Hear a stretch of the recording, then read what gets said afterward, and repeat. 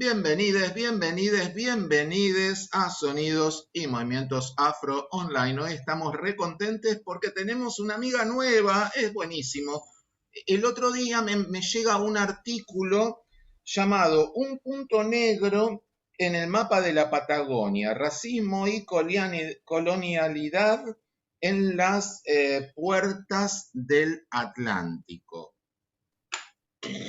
Chicos, tremendo, tremendo. Y así fue que conocí a Cecilia Palma, que amablemente accedió a darnos una entrevista para toda la familia de Cima. Te van a estar viendo en todos lados, en Córdoba, en Uruguay, en Chile. Le mandamos saludos ahí a todos incluso en Valladolid, tenemos ahí amigos en Valladolid Uf. también, así que te van a estar viendo en todos lados. Cecilia Palma es docente de historia, investigadora, cantante y coautora de Caciques y Colonos en las márgenes del Río Negro junto a Mariela Dalarmelina.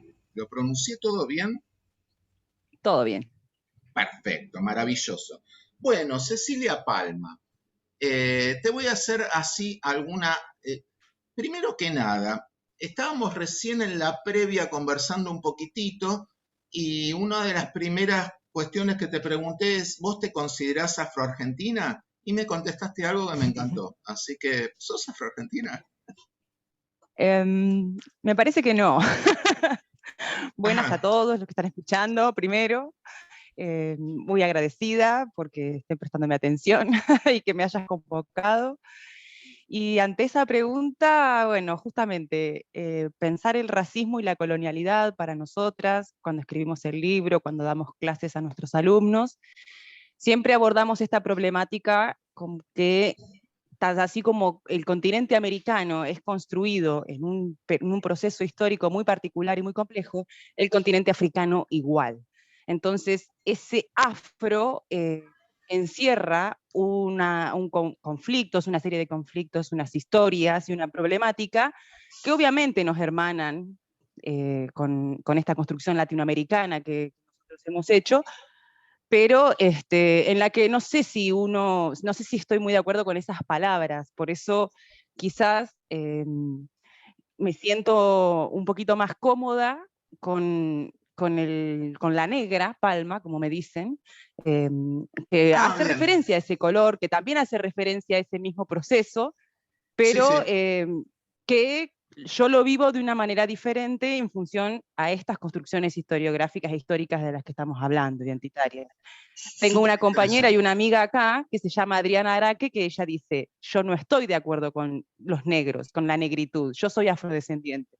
Así que afortunadamente podemos ir nutriéndonos en esta construcción constante. Claro, sí, esto que vos citás justamente es una conversación que cobró de nuevo fuerza con el Black Lives Matter hace muy poquitito y bueno, todas estas discusiones que ya vienen de larga data respecto a la racialidad, a las imágenes racializadas, así que me interesó mucho esto porque, bueno, hubo como una especie de acuerdo, si se quiere, acá en algunos referentes de acá de las comunidades afroargentinas en usar este término afroargentine o afroargentina, pero está como muy bien esto que decís porque nos sitúa un poco en las epistemologías del sur, ¿no? En repensar un poco que tanto América, el concepto América como el concepto África son conceptos impuestos por la colonialidad y por el eurocentrismo. Así que muy, Tal muy cual, y interesante. en procesos en los cuales, sobre todo a partir del 1800, los rasgos fenotípicos actualizan determinados lugares de organización social y de servidumbre particularmente, que acá en la Patagonia se ven de una manera muy fuerte, este, organizando nuevamente esta cuestión. Entonces el negro, el indio, el blanco empiezan a tomar otro lugar, digamos, en este ordenamiento del que estamos hablando, colonial, ¿no? Que nace cuando nos inventan como América. Qué interesante. Y vos con respecto a tu vida personal, vos tenés, bueno, yo te lo pregunto para que la gente se entere, eh, vos mencionás que tenés eh, una cierta ancestralidad de, de negros esclavizados que llegaron al, al Río Negro. Contanos un poquito cómo fue eso. Sí, Viedma y Patagones, que son las dos ciudades gemelas, se las llama porque fueron fundadas producto de la misma fundación, nacen en 1779, muy poquitito tiempo después de la creación del Virreinato de la Plata, muy poquitito después. Entonces los primeros que llegan a los que fundan este lugar son españoles. Ujú. Eh, y estas ciudades están sobre un río que desemboca en el mar, el Río Negro. Ese mar recibía, ya sea desde Buenos Aires, desde Brasil y en determinados momentos, incluso cruzando el océano, barcos durante todo el tiempo. En algunos momentos fue Puerto Franco incluso. Relacionándolo con mi vida 200 años después, mi papá, Palma, es adoptado y es asentado con el nombre de su mamá. Ajá. Yo muchos años después, mi papá muere cuando yo era muy chiquita, así que muchos años después, mientras estaba organizando los datos de la gente de acá de la zona, empiezo a tratar de ordenar los registros parroquiales de los africanos y descendientes, y ahí me encuentro con un Palma. Y empecé Ah, a armarla en la red y lo pude relacionar con mi abuela y con todo el resto de las personas, porque casualmente o no, no hay muchos Palmas asentados en los registros parroquiales de Patagones. Hay solo ajá, uno. ajá, Entonces pudimos establecer la línea directa con ellos. Y sí, tanto él como ella, digamos, los dos primeros que encontré, son ingresados, son africanos, y uno ingresa en 1812 y el otro ingresa en 1823, una cosa así. ajá. Y a partir de ahí pude armar toda la historia, digamos. Afortunadamente, porque tuve la suerte de poder conocer a mi familia biológica en algún momento de mi vida y poder armar la red. Esto se hizo como parte de un proceso en el que iba ordenando los datos de un montón de gente, porque como veníamos hablando, esto es una organización colonial y donde ubica roles y colores a estas personas que necesitan algún tutor administrativo. Y estos son los indios y los negros. Dichos así, a lo bestia, porque nadie dice el lugar del origen, ni cómo se llamaban, Claro, cómo los nombraba su familia, ni de los indios ni de los negros. O sea, son tramitados por los registros parroquiales y los registros del fuerte con esas palabras, negro, indio. Entonces, esa organización, por eso el trabajo nuestro de Mariela y mío, fue en función de los caciques, la relación entre los caciques y los colonos. ajá, Y los negros no forman parte del cuento, claro, nunca forman claro, parte del cuento. claro, Uno va siempre juntando los datitos. claro. Ese artículo que vos leíste, que la Gene Revista tuvo la amabilidad de publicarme, es justamente tratar de visibilizar a todos esos negros que fundaron una colonia incluso en la zona. Ajá, ajá. ¿Y esas personas, vos tenés idea de qué zona de África llegaban? O, Las porque, personas de la colonia, sí, porque viste que hoy estuvimos hablando, me mencionaste así medio de costadito el trabajo de la UNESCO, mal llamado en su momento la ruta del esclavo, porque bueno, una de las sí, cosas que hacemos más hincapié acá encima es no hablemos más de esclavos, porque basta. incluso los trabajos de estudios afroamericanos de Harvard siguen hablando de esclavos, no eran esclavos, ¿no? Porque estamos, digamos, condenándole históricamente a una gente a un rango de esclavo, cuando en realidad eran personas que estaban esclavizadas, ¿no? Bueno, este Sí, yo trabajo, utilizo la palabra, es duro, es difícil difícil y minucioso el tema de las palabras. Imagínate que no nos ponemos de acuerdo entre el afro y el negro, así que imagínate con esclavitud, servidumbre y todas las otras intermedias. Por eso nosotros partimos desde una invisibilización de determinadas personas. Nosotros no podemos afirmar muchísimas cosas, y los datos que tenemos son los datos que escriben los curas y los Sí, funcionarios del fuerte. claro, claro. Entonces, Sí, muchas veces, ya sea porque no entendían lo que les decían, no les interesaba, o lo que sea, hay distintos lugares a los que hacen referencia. A veces les ponían el apellido Mina o lo que sea, pero a veces no. claro. Acá hay una gran cantidad, hay como 150 africanos que entran en determinado momento, que los apellidan a todos la patria y los ponen en el fuerte. Y durante Ajá, muchísimos años se dijo que todos los africanos que cumplieron roles en la milicia eran apellido la patria. Yo cuando me mira, puse a mirar los registros, vi que solamente 100 de un corsario fueron apellidados la patria, pero entraron otro montón de africanos a la milicia que ni sí, siquiera decían como tal. Yo solamente puedo ver los que han tramitado tierras, los que han sido censados, que aparecen como propietarios de tierras en todas estas zonas. He visto en actas de la municipalidad referencias a pedidos de tierra para instalar una colonia. Entonces, como yo los voy rastreando determinadas presencias por diferentes cosas, así como rastreo sus presencias, también veo sus desapariciones. Todos claro. los pueblos que se fueron fundando desde Patagones para el río arriba, todos tuvieron su barrio negro y todos desaparecieron, así como la Mira gloria. vos, claro. Sí, nuestro trabajo de investigación siempre está vinculado con gente que tenía visiones muy negativas respecto de la temática, ¿no?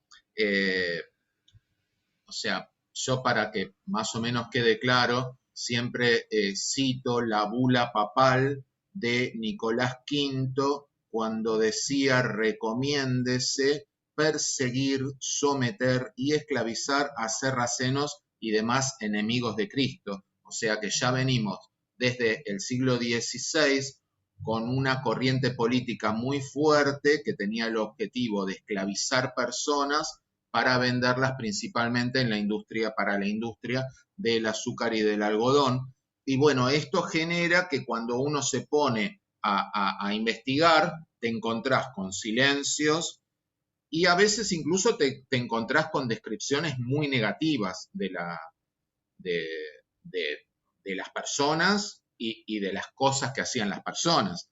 Por, Sí, la sí, Trove, claro. por ejemplo, citaba a un sacerdote, viste que los sacerdotes hacían muchos registros, los franciscanos y bueno, los Sí. viajeros de la época que hacían registros y citaban danzas, llamándolas, por ejemplo, movimientos lascivos claramente provenientes del Averno, cosas, descripciones así, o sea, te encontrás con descripciones muy, muy Bueno, negativas. nosotros acá nos encontramos con esta otra situación. La Patagonia es la tierra de los indios, es la tierra a conquistar. Durante muchísimo tiempo fue así. Sí, Desde que se funda hasta la campaña del desierto, pasan 100 años en este pueblo, en estos pueblos, y se fundan una serie de pueblos. Desde aquí salen los expedicionarios, los viajeros, como vos le decís, a fijarse por dónde avanzar sobre las sociedades originarias, y claro, van haciendo exactamente esas descripciones de las que estás hablando, con un objetivo claro, no solo el de los recursos naturales, sino fundamentalmente la apropiación de esas personas. claro, Por eso los niños, por eso las diferentes metodologías que tenían. Entonces, con más razón, estos lugares, insisto, de la servidumbre que se construyen a fines del siglo XIX, principios del XX, lo único que hacen, digamos, en muchos aspectos es seguir haciendo desaparecer a estas personas. En claro, 1820, el cura ponía negro, africano. En 1850, 1860, eso solamente se gasta para hablar de sociedades originarias a medida de que va avanzando las misiones evangélicas que van llevando adelante los primeros pasos antes de que la milicia llegue organizada y pagada durante la campaña del desierto. Pero Claro, digamos, ese proceso tiene un montón de grises, en el cual los africanos, los descendientes de los africanos, todas esas personas que adentro de estos pueblos ocupan determinado lugar, empiezan a buscar en ese mismo territorio que el blanco lo ve como desconocido y como inhóspito, para el negro, para el esclavo, ese lugar es la libertad. Entonces, ese claro. encuentro, esa búsqueda por ese territorio es muy común. Y la desaparición de las personas tiene que ver justamente con esos movimientos muchas veces. Entonces, aparecen en la milicia como lenguaraces, como vaquianos, y así también desaparecen. Y Claro. los encontrás en rasgos o en situaciones de carnaval que describen algunos personajes que van dejando asentadas las cosas. Entonces, por eso, o sea, es como medio complicado cuando vos no podés dimensionar la cantidad de gente de la que estás hablando. Sí, sí, el carnaval aparece de nuevo como una de las ventanas de una cierta visibilidad, ¿no? De todas esas personas y todas las tradiciones de esas personas.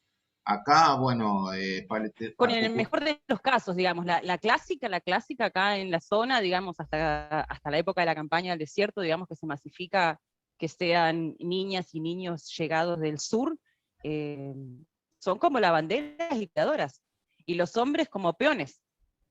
claro, Con carnaval, los carnavales son visibles en los barrios negros de los pueblos, pero estamos hablando de lugares, digamos, la nuestra es una zona que es poblada con ciudades y pueblos a partir del siglo XX en su gran mayoría. Después claro, tenés fundaciones muy viejas sobre el río Negro, pero como te decía, como hablábamos antes, yo te estoy hablando de una zona muy antigua en los bordes del río Negro, pero la Patagonia Argentina es muy grande. claro, Entonces, claro. eh, yo puedo hablar de lo que no veo en 100 años de fundaciones en torno al Río Negro. Claro. Aparece en 1908 un mapa donde ahí aparece por primera vez un puntito que dice Colonia de Negros. Mira Ni vos. cómo se llama, ni quiénes viven ahí, pero este otro que está dibujando el mapa lo puede identificar así como tal, y le pone Colonia de Negros. Mira vos, mira vos. En este país siempre decimos que corrimos con una historia política muy particular respecto a la temática. Hace poquito una compañera investigadora de nuestro grupo, Ángeles Paricio, hizo un trabajito para CIMA respecto de una teoría del blanqueamiento. Ella decía que, bueno, hay como mucha resistencia de los argentinos a reconocer que hay negros en Argentina, ¿no? Eh, Esto como que va un poquito de la mano de lo que decía Pablo Sirio cuando participó de nuestro seminario. Él decía, la pregunta no es por qué no hay negros, la pregunta es por qué no los vemos. Eh, eh, eh, ¿Vos qué te parece esta cuestión? Disculpame, no, se me cortó la pregunta es, porque se cortó. Lo que decía Pablo Sirio es, la pregunta no es por qué no hay negros en Argentina, porque viste que Argentina es un país que siempre se pensó blanco e europeo, a tal Uh -huh. punto de que el padre de la musicología, Carlos Vega, siempre negó de modo rotundo toda presencia africana en el folclore argentino. Bueno, entonces, eh, Pablo Sirio decía, la pregunta no es por qué no hay negros en Argentina, sino por qué no los vemos. Y Ángeles Paricio esgrimía esta teoría del blanqueamiento en Argentina y nos invitaba a salir a la calle a ver negros, ¿no? Entonces, salía a dar una vuelta a ver ¿Qué te parece a vos desde tu experiencia estas cuestiones que nos están sucediendo? Bueno, para mí tienen mucho que ver con esto que hablábamos al principio sobre los rasgos fenotípicos y el uso que se hizo para la construcción de una forma de dominación racializada. Eh, el ver negros tiene que ver con eso, para mí. Yo también he visto, he escuchado personas hablar, obviamente no recuerdo sus nombres, soy muy respetuosa, pero que decían justamente eso, vienen los estadounidenses y ven negros en todos lados en Argentina, mientras que los argentinos no los vemos. Pero si hay Claro, algo que no vemos los argentinos, lo que los argentinos estamos acostumbrados a no ver, es la forma en la que invisibilizamos y ocultamos las violencias que nos fundan, ya sea con los africanos, con los originarios, con las mujeres, con los niños, con los ancianos. Forma parte de una lucha popular que hemos tenido, creo, en toda Latinoamérica con diferentes aristas, historias, dolores e identificaciones. Todo eso tiene sus expresiones, sus formas de manifestar la libertad y formas de nutrirse, formas de manifestar la bronca. Y eso se hace en forma cultural de diferentes maneras. Identificarlas con una cultura originaria, con una cultura africana, como si pudiéramos decir que hay una cultura, que es lo que hablábamos al principio, no, no, África, claro. es... Entonces, para mí tiene que ver más con tratar de negar las violencias y la discriminación que tenemos en nuestro país, y no en lo que origina esa Sí, discriminación y esas es violencias. cierto, coincido, coincido. Eh, Acá en la coinc- Patagonia se sufre mucho y seguimos insistiendo porque tenemos una ciudad que se llama Roca, tenemos el glaciar que se llama como el Perito Moreno, hay determinadas cuestiones que son heridas muy, muy recientes, claro, y ahí somos muchas las familias que estamos reconstruyendo nuestra identidad. Y no solamente te estoy hablando de tratar de recuperar el pedazo de tierra que nos robaron o que nos engañaron para sacarnos. Eh, las heridas son muy grandes, están vigentes, y las recuperaciones están vigentes. Y todo eso desata violencias. Entonces, sigue desatando violencia, sigue actualizando diferencias. Entonces, va a seguir, por ende, siendo un tema tabú en la Argentina mientras no se quiera hablar al respecto. tremendo, tremendo. Vos sabés que te cuento una anécdota para dimensionar esto. Hasta hace poco estuvo Miriam Gómez acá y conversábamos de una anécdota que yo me la acordaba, pero no de hace bastante, de Pocha La Madrid, de María Lucía La Madrid, que es también una histórica de la comunidad afroargentina, de Santa Fe ella, que le pasó que tenía que, en la década del 90 creo que fue, tenía que viajar a Brasil a una conferencia y no la dejaron viajar, la retuvieron en el aeropuerto. ¿Por qué? ¿Qué pasa? No, porque usted no, este documento es falso. ¿Pero por qué? Porque acá dice que usted es argentina y no puede ser argentina. ¿Por qué no? Porque usted es negra. Si es negra no puede ser argentina. No puede ser, Te juro, te juro. No, tremendo. tremendo. Y bueno, Miriam nos decía que a ella también le suele suceder mucho esto que le preguntan, bueno, pero vos que sos uruguaya, no, no, brasilera, no, no, no, no, no, no, soy argentina. Ah, pero tus padres son uruguayos. No, no, mis padres son argentinos. Ah, pero eh, y entonces, bueno, a ver, No puede ser negra. sí, tengo ancestros en Cabo Verde. Ah, no, pero como una cosa de negación, porque si vamos al caso, mi abuelo eh, es italiano, ¿entendés? Entonces, ella tiene creo que 3 o 4 generaciones de argentinos acá, pero le niegan la argentinidad por el tema racial, ¿no? Es algo muy fuerte. Y por otro lado, yo estaba Es muy pensando fuerte. recién cuando me comentabas estas cuestiones, que por otro lado hay como en el inconsciente colectivo aparecen cuestiones todo el tiempo, por ejemplo, a vos te dicen la negra.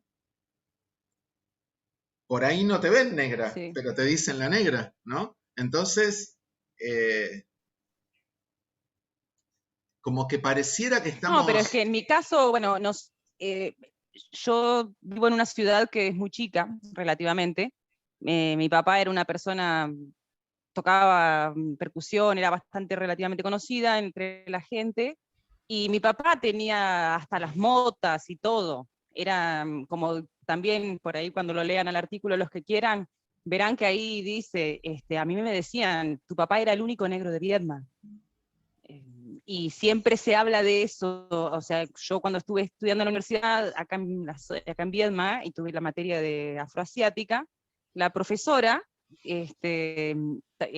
también ellos escribieron unos artículos que hablaban sobre eso, sobre la cara oculta del Fuerte del Carmen, hablando sobre que la presencia africana está censada, está contada antes, pero de golpe desaparece, no hay, de golpe no hay.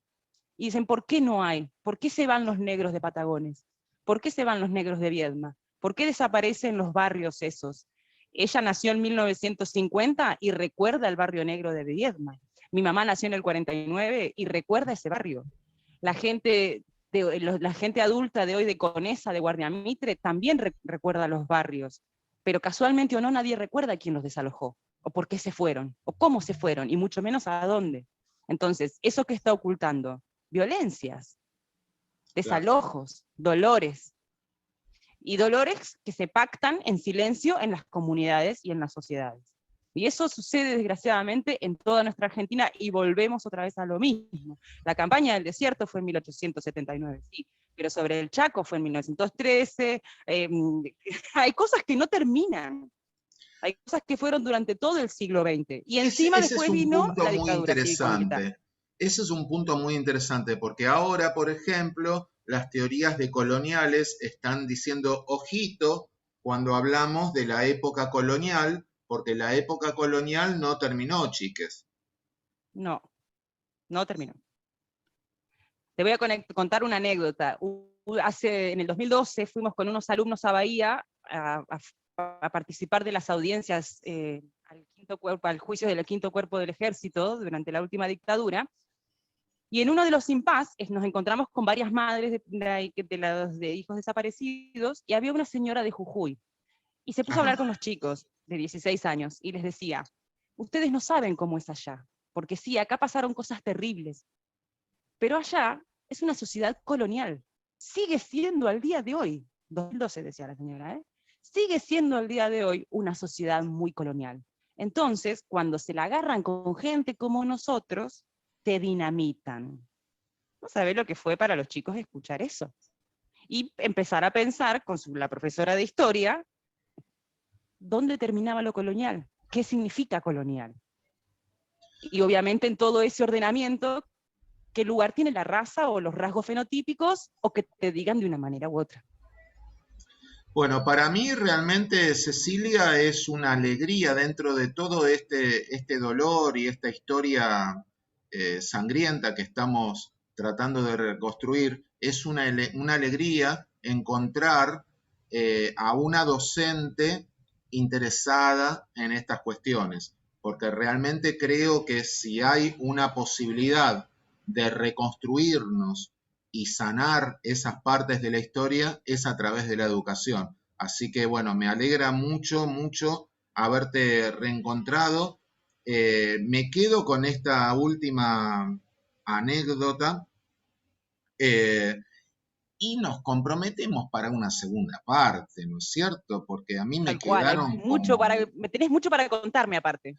Sí, pero además tengo una serie de preguntas, pero sí, sí, sí, vamos a ir conversando ahí, pero así los dejamos acá a la audiencia con un poquito de intriga para que sigamos un poco charlando de esta ruta negra del Río Negro, ¿no? Muy interesante.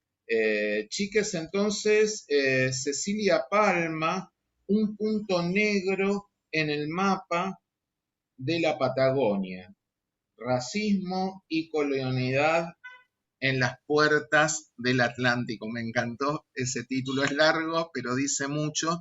Se los vamos a dejar, ¿no? ¿Se los podemos compartir el artículo para Sí, que lo sí, por lean? favor, por favor. Claro, Sí, claro. sí. Entonces lo vamos Y a... los invito a mirar esa revista, la Llena Revista, que es una revista de Gulumapu también, con gente de todo el territorio, y que tiene como objetivo la desmonumentalización y la decolonialidad, la decolonización de determinados preceptos de nuestras identidades. Qué lindo, me encanta, me encanta. Bueno, muchísimas gracias, muy agradecido. Nos vemos en la próxima clase y bueno, seguimos en contacto permanente. La sirena que está sonando es en tu honor. La teníamos preparado así. Todo listo. Nos Muchas vemos, gracias, muchísimas gracias. gracias, adiós.